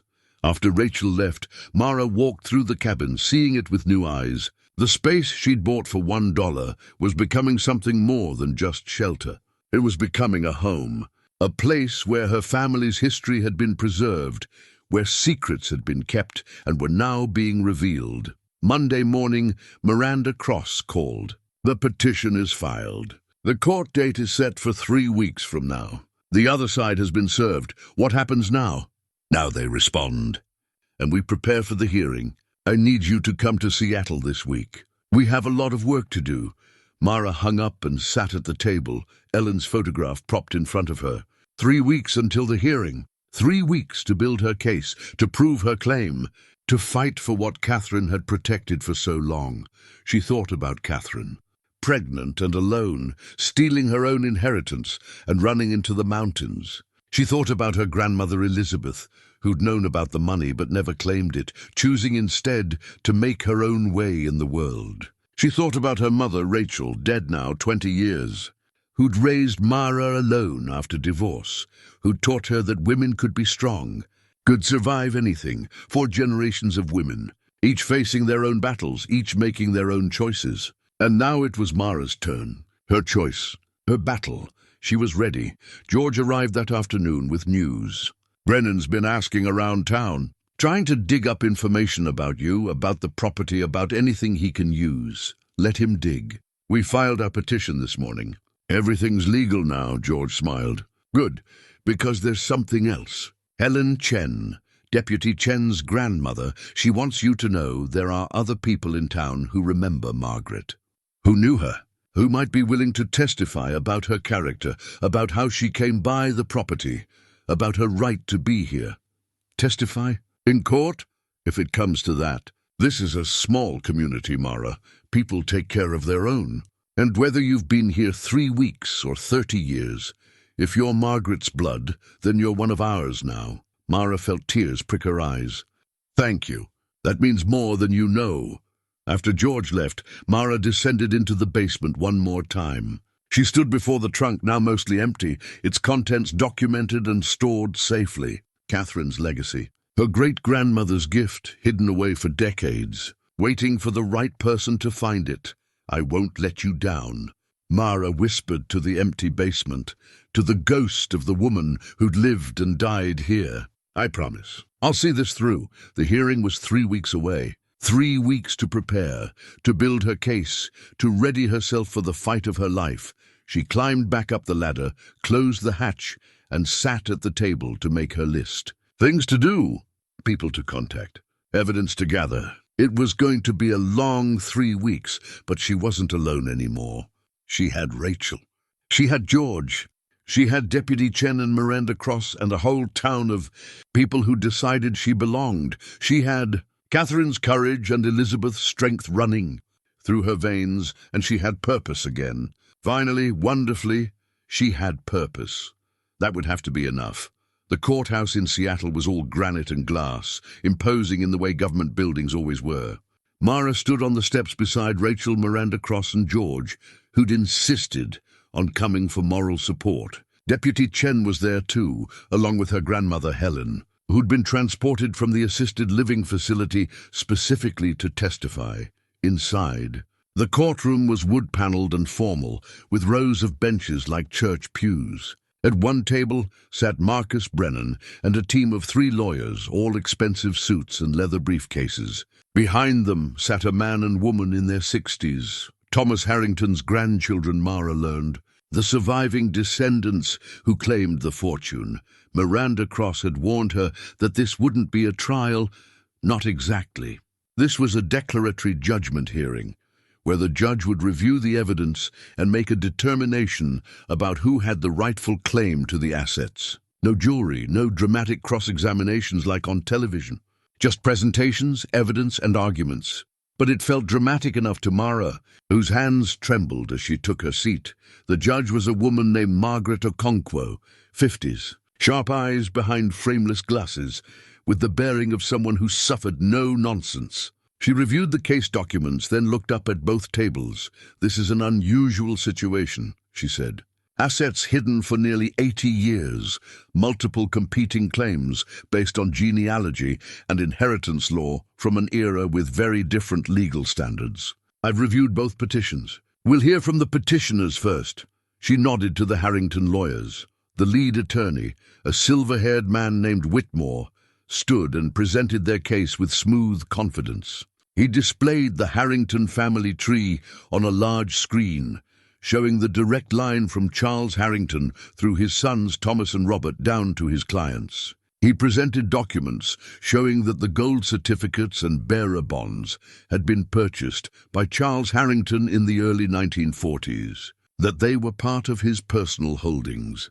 Catherine Harrington took these assets without permission in August 1944, Whitmore said.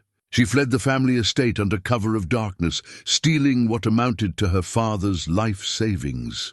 The fact that she was his daughter doesn't change the essential nature of the act.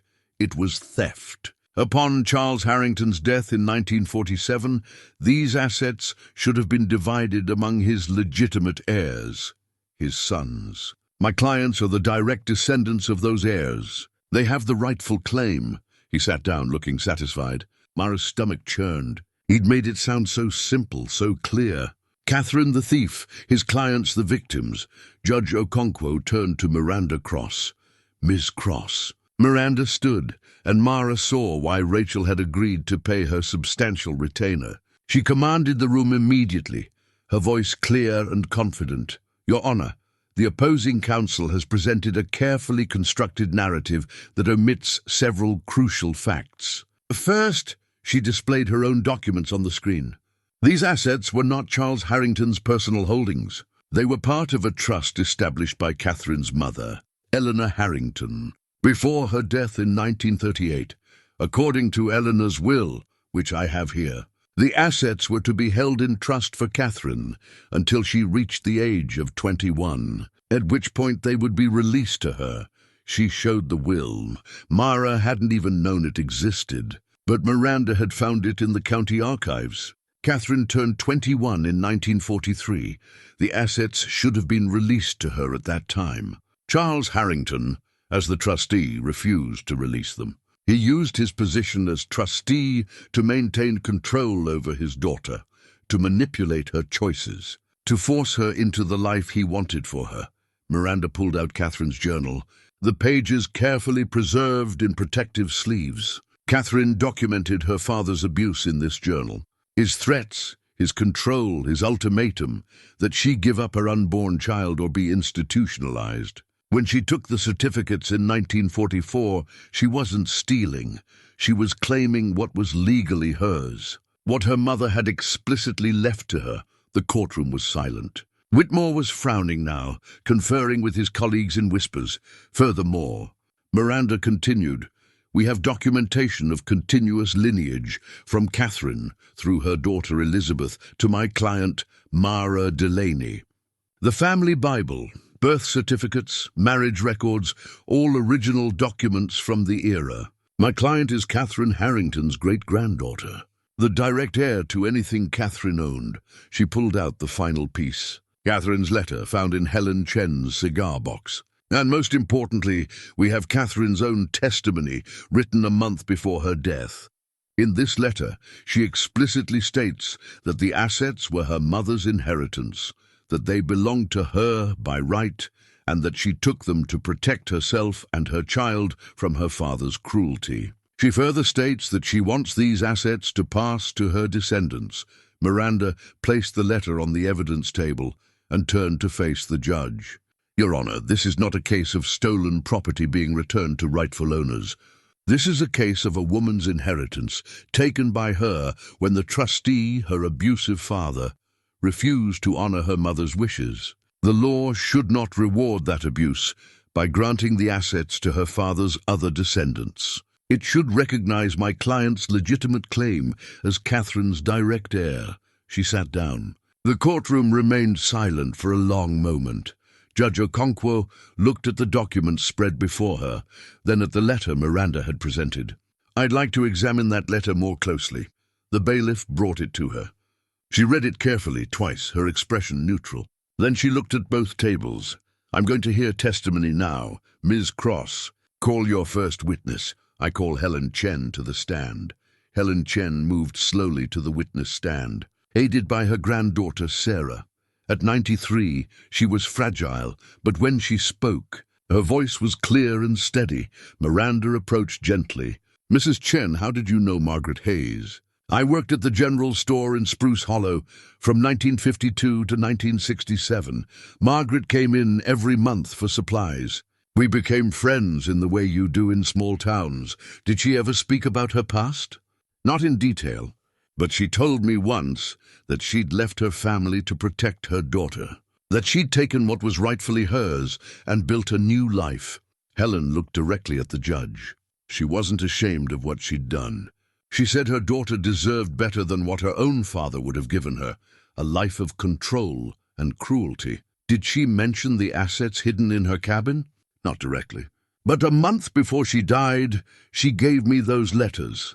She said if anyone from her family ever came looking, anyone who shared her blood, I should give them the letters. She said her daughter needed to be free of the burden, but perhaps one day someone would need to know the truth. And no one came looking until now. Not for 50 years. Not until Miss Delaney bought the property. Whitmore stood for cross-examination. Mrs. Chen, you never met Catherine Harrington. You only knew Margaret Hayes. How can you be certain they were the same person? She told me her real name once. Near the end, she said, my name was Catherine, but that girl died a long time ago. She wanted me to know who she really was before she passed. And you never reported this to anyone? Never tried to locate her family? She asked me not to. She said her family had hurt her enough. I respected her wishes. Whitmore had no more questions. Helen returned to her seat, and Miranda called her next witness. I call Mara Delaney to the stand. Mara's legs felt unsteady as she walked to the witness box. She placed her hand on the Bible and swore to tell the truth, then sat facing the courtroom full of strangers who would decide her fate. Miranda's questions were straightforward. She established Mara's identity, her relationship to Elizabeth Delaney, her grandmother, and the chain of evidence connecting her to Catherine Harrington. Then she asked the question that mattered most. Miss Delaney, why are you fighting for these assets? Mara looked at Rachel, sitting in the front row, then at the Harrington descendants, who watched her with cold calculation, finally at the judge, because Catherine wanted her family to have them. Not the family that hurt her, the family she created, the daughter she protected, the descendants who came after. Mara's voice grew stronger. My grandmother Elizabeth knew about this money.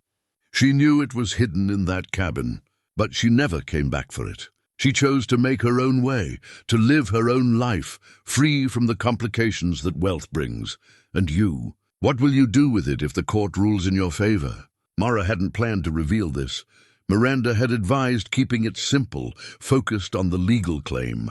But looking at Catherine's letter on the evidence table, at Helen Chen's weathered face, at the judge waiting for her answer, she knew she had to speak the truth. I'm going to create a foundation. The Catherine Harrington Foundation, for women who need to escape from abuse, from control, from situations where they have no power. I'm going to turn the cabin into a retreat center, a place where women can find peace and safety, the way Catherine did. The way I did. Her voice broke slightly. I lost my partner 6 months ago. I bought that cabin because I didn't know what else to do with my life. But finding Catherine's story, understanding what she sacrificed, what she built, it gave me purpose again. It showed me that even in the darkest times, we can choose to build something better. The courtroom was silent. Even Whitmore seemed at a loss for words. Judge Okonkwo leaned forward. Ms. Delaney, you understand that if the court rules in favor of the opposing claimants, you'll receive nothing. You'll have spent significant resources on legal fees for no return. I understand. But this isn't about the money for me. It's about honoring Catherine's choice. About making sure her sacrifice meant something. Miranda asked a few more questions, establishing the timeline of Mara's discovery and her research into the family history. Then she yielded for cross-examination. Whitmore stood, but his earlier confidence had dimmed. He asked perfunctory questions about when Mara had found the trunk, whether she'd contacted authorities immediately, whether she'd considered that others might have claims. Mara answered honestly. She'd been uncertain, confused, trying to understand what she'd found before making decisions. No further questions, Whitmore said finally. Returning to his seat, the judge reviewed her notes, then looked up. I've heard enough. Both sides have presented compelling arguments and substantial evidence. This is a complex case involving inheritance law, family dynamics, and questions of justice that go beyond simple legal precedent. She paused. I'm going to take this under advisement. You'll have my decision within 1 week. Court is adjourned. The gavel fell. Mara sat frozen in the witness box as the courtroom erupted in quiet conversation. Rachel rushed forward to embrace her. George squeezed her shoulder. Miranda gathered her documents with brisk efficiency. You did well, Miranda said quietly. Very well. The judge was moved. I could see it, but is that enough? We'll know in a week. Outside the courthouse, the afternoon sun was bright and harsh. Mara stood on the steps, blinking in the light, feeling hollowed out and exhausted. A week until the decision. 7 days of waiting, of uncertainty, of not knowing whether Catherine's legacy would be honored or divided among descendants who'd never known her sacrifice. Rachel took her hand. Whatever happens, you fought for what was right. That matters, does it? Yes, it does. They drove back to the cabin in silence, each lost in their own thoughts. The hearing had lasted 5 hours, but it felt like a lifetime. Everything Mara had learned, everything she'd discovered, compressed into testimony and evidence and arguments before a judge who held all their fates in her hands. Now came the hardest part, the waiting. The week passed in a strange suspension of time. Mara worked on the cabin during the days, repairing, cleaning, making it whole again. Rachel came up twice, unable to stay away, needing to be close to her mother during the waiting. George stopped by every evening, never asking about the case, just sitting with her on the porch, watching the sun set over the mountains. On the 6th day, Miranda Cross called. The judge has reached her decision. She'll read it tomorrow morning at 10. Can you be there? Yes, I'll be there. That night Mara couldn't sleep. She sat at the table with Catherine's journal and Ellen's photograph, 2 women who'd shaped her life in different ways, and thought about what she'd say if the decision went against her, how she'd accept that Catherine's legacy would be divided among strangers, reduced to dollar amounts in bank accounts, scattered to the winds. But she also thought about what she'd do if she won. The foundation she'd spoken of in court hadn't been a strategy. It had been truth emerging in the moment. She would create that retreat. She would honor Catherine's sacrifice by giving other women the same chance at freedom. Morning came cold and clear. Rachel arrived early, and they drove to Seattle together, neither speaking much. The courthouse steps seemed steeper than before, the building more imposing. Inside, the same courtroom, the same wooden benches. The Harrington descendants were already seated, Whitmore and his team conferring in low voices. Marcus Brennan sat behind them, his expression unreadable. Judge Okonkwo entered and everyone rose. She settled behind her bench, opened a folder, and looked out at the assembled group. "I've spent considerable time reviewing the evidence in this case," she began. "The legal questions are complex, involving inheritance law, trust administration, and genealogical claims spanning 8 decades. But at its heart, this case is about something simpler. Justice." Mara's heart pounded so hard she thought everyone must hear it.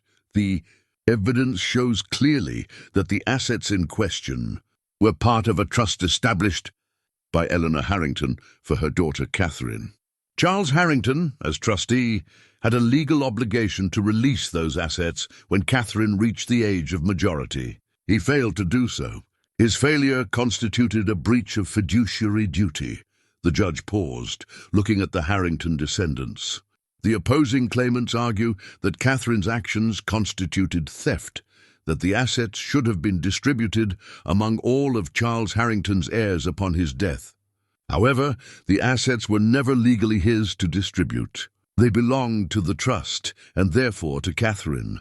Mara felt Rachel grip her hand tightly. "Furthermore, Catherine's journal and letters provide compelling evidence of the circumstances that led her to claim the assets and flee. While I cannot make findings about abuse that occurred 80 years ago, I can recognize that Catherine acted to protect herself and her unborn child from what she believed to be a dangerous situation. The law should not penalize her for that choice by denying her descendants their rightful inheritance." Judge Okonkwo looked directly at Mara.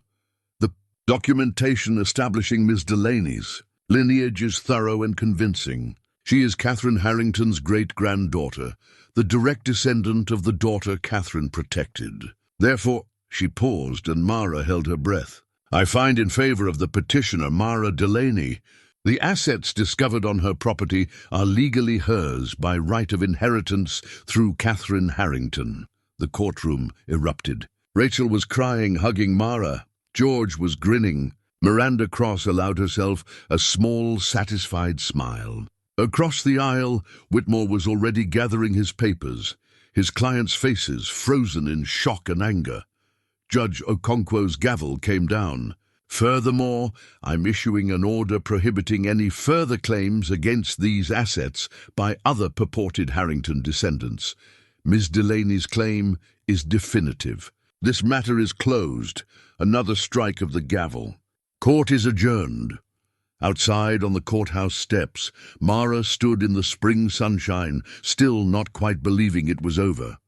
She'd won. Catherine's legacy was protected. The money, all $50 million of it, was legally hers. "What now?" Rachel asked, wiping tears from her face. "Now we get to work." Mara looked at her daughter. "You meant what you said about the foundation? About helping me build it?" "Every word." Miranda Cross joined them, briefcase in hand. "Congratulations, Ms. Delaney. I'll have my office draw up the necessary papers to formally establish your ownership.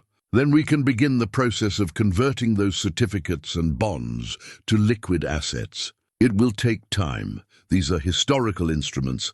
They'll need to be authenticated and processed carefully. But within 6 months you should have full access to the funds and the foundation. Can you help with that? I know some excellent non-profit attorneys. I'll make introductions."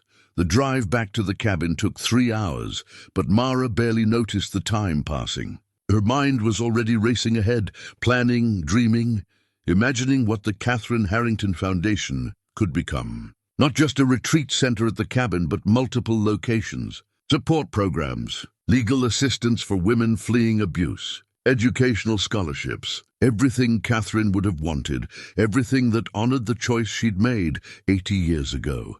At the cabin, they found George waiting with champagne. Cheap champagne from the grocery store, but it tasted perfect.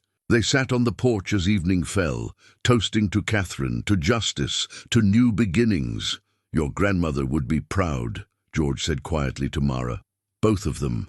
Elizabeth for choosing her own path, Catherine for protecting her family, and Ellen, Rachel added. "She'd be proud too. You found your way, Mom. You found your purpose." Mara thought about Ellen, about how she'd been so lost after her death, so certain there was nothing left worth living for. And yet here she was, 6 months later, surrounded by people who cared about her, holding the key to a legacy that could change countless lives. Life had a way of surprising you, she thought, of offering gifts when you least expected them. That night, after Rachel and George had left, Mara sat alone at the table with Catherine's journal open in front of her. She picked up a pen and turned to the first blank page, then began to write. Dear Catherine, today the court recognized your sacrifice. They ruled that the money you protected for so long belongs to your descendants, to me. I want you to know that I understand what you gave up. The family you left behind, the life you might have had, the price you paid for freedom. I'm going to use this gift wisely. I'm going to build something that honors your courage, a place where women can find safety, where they can discover their own strength, where they can choose their own paths the way you chose yours. Thank you for your bravery. Thank you for protecting your daughter. Thank you for leading me here, to this cabin, to this moment. I won't let you down. With gratitude and love, your great-granddaughter, Mara. She closed the journal carefully and set it aside. Through the window, she could see stars beginning to emerge in the darkening sky. The same stars Catherine had seen from this cabin all those years ago. The same mountains, the same forest, the same sense of peace that came from knowing you'd made the right choice. Mara stood and walked to the door, stepping out onto the porch. The night air was cool and sweet with the scent of pine. Somewhere in the distance, an owl called. The cabin creaked and settled around her, no longer haunted, no longer abandoned. It was home now, her home, Catherine's legacy. A place where broken things could be mended and new beginnings could take root. She thought about the journey that had brought her here, from grief and loss to purpose and hope, from isolation to community, from the end of one story to the beginning of another. Sometimes, she thought, the hardest part of losing someone isn't the goodbye. It's figuring out what comes next. But she'd figured it out. With Catherine's help, with Ellen's memory guiding her, with Rachel's support and George's friendship, she'd found her way, and now, finally, she could begin again. The mountains stood silent witness as Mara Delaney stood on her porch, looking out at the future she would build from the ashes of her past. The cabin that had cost $1 had given her something worth far more than $50 million. It had given her back herself, and that, more than any fortune, was the real treasure she'd discovered in Catherine's basement.